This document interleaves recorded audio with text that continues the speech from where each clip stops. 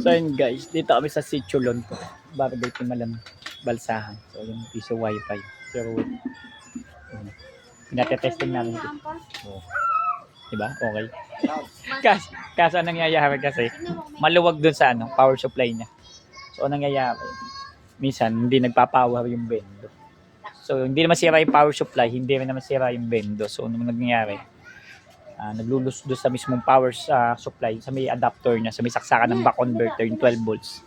Kaya minsan hindi nagpa-power. Ang may power lang sa kanila yung antenna. Even yung ilaw is wala. So yun. Check, observe muna namin kung ano yung pwede pa. Kasi nakailangan na kami. Isang balik na rin kami para dito sa ganung sistema.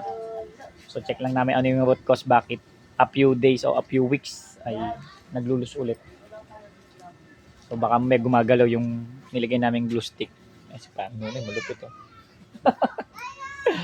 So mamaya kita tayo sa Pasinaya West.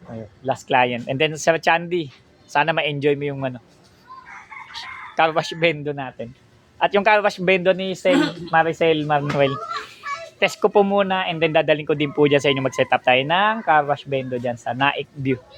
So maraming salamat po, abangan nyo po. And bukas nasa may Molino 2, Bacoor, Cavite after lunch, and Barangay Laba kay Joanne Anchoho. So bukas i-deliver ko po yung antena. Maraming salamat. Ayan na, ayawan na.